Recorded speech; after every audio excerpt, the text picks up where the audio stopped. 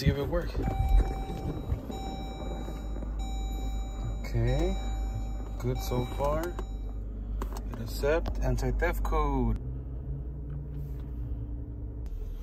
All right, so it only took actually about like 5, well, I'll say 3 to 5 minutes for it to restart. But it updated the map, so it looks way better. It looks like the Apple map, so that's good. It's actually a pretty simple method to do with one hand, so pretty much you're gonna just pull. Hold on. All right, so this is what's happening with my system. It just stays stuck on Jeep. I've pulled the fuse, I've restarted it, I've done the reset where you hit these two, I've done the negative battery pull, hoping this would work. It's been going on for a whole week now. I called my buddy that works at Jeep Chrysler Dodge. He pretty much said I'm better off just purchasing another aftermarket kit, because just to replace this stock cheap one, which only gives me Bluetooth essentially, and radio, nothing else. I have it on accessory mode right now, but pretty much it just pops off. Like, I always tell people to grab this part first, push it off. There's a cable connecting it right here, so be careful not to pull the whole thing when you start yanking on it. But yeah, let me see if I could do it with one hand. I usually use both hands to give it some leverage. All one-handed. Let me see if I can do it all one-handed. All right, good. I did do it. This popped off. Don't pop off. All right, there it is. So one-handed, it worked. Then you unplug the HVAC controller right there. One, and now it's there. Now, next, I'm gonna take this off, pull it out, because we're gonna reuse the bolts for this one for the other system. And yeah, clean it up a bit and make sure it all works together. All right, so it's removed. Now this is the what is that, yellow beige, like a violet or burgundy color, and then the gray USB. So pretty much just need to pair those up with these. Everything's there except one of them's going to be empty from this row right here. Probably one of these, I don't know which one, I'll have to figure it out later. But first step is to make sure it works, because this is from eBay, and then we'll see if it all works. All right, they're all connected. Now I'm gonna put them back in here. Sorry, I'm recording one-handed, so it's a bit of a mission to connect it all. Now I gotta connect the bezel and connect it to that and make sure it works. But first I need to put a couple screws up in here. I'm just gonna get it snug for now, just to make sure it's all good. All right.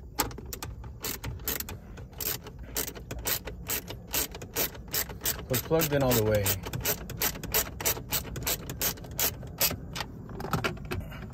I'm just putting these two corner ones just to test if it turns on, of course. All right, so I plugged it in. Now I'm gonna just try to, you know what? I'm not gonna press it in yet. It's plugged in enough. Let me turn on the car. Let me see if it works. Okay, good so far. Hit accept, anti-theft code.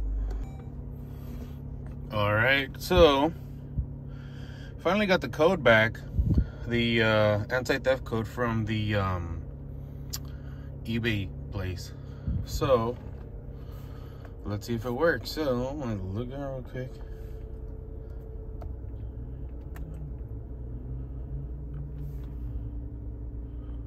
Boom, I think it worked. So once I entered it, you enter the 4-digit code or whatever your code is, and then hit done. It says Uconnect account removed, system will restart. I think that's 3 to 5 minutes for it to restart after I put the code in.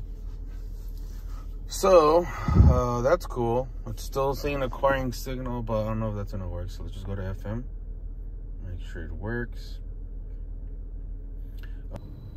All right, so everything's working fine now.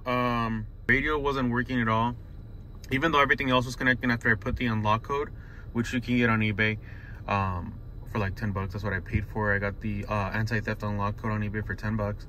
Everything was working except the radio, and I kept getting this prompt for the 911 thing not being there, but the radio came back on. And the only thing I don't have, which I really don't care for, is this is XM radio ready, I guess. And the original system had it.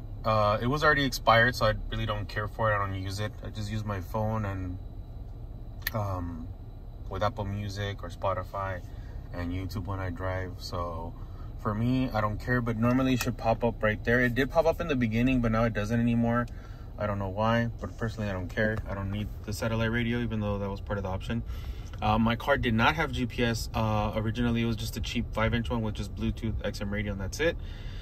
I installed a third-party camera. Like I said, you guys saw the BCH41, whatever it is, the pack one. I'll put the picture here. So I use a third-party backup camera because my car didn't come with one, but it works fine with just this one too, so that's kind of cool. Other than this, which it says the 911 thing, I have to buy a dummy version of it just to stop getting that prompt. But other than that, everything's working great. I spent about $200, like $199, like it's $210 for this 8.4 inch screen, and then I bought the bezel for it so it could fit, because you can't use the stock one on this one because the screen's bigger, obviously. I got that one for about, I ended up like sending an offer to somebody for like $86 or something, and they had it listed for like $120 or $130. They accepted. I bought it and it works, and luckily it's the same one that it would be. The only thing is I don't have this feature in my car, so it's automatically on. So just keep that in mind if you buy another version of it. If you don't have the features, it will just not work. But everything else is identical to the original one that I had, and yeah, man, it's great. Spent about $300, an additional $10 to get the anti-theft code from eBay. I just entered the serial number. I got it within 24 hours, and that's it, man. So I'll say 310, 320. I got a whole new system with the 8.4 inch screen and the nav built into this one, so I got lucky with that. But again, I only upgraded because my original one wasn't working, and for me to just replace the 5-inch basic one, it was about like $180 to $200. And I pretty much said, you know what, I might as well spend another $120 and get a navigation and a better screen and a better upgrade. And overall, the 2014 model 5-inch screen, it's been like a known issue on the forum, so I just decided to get this.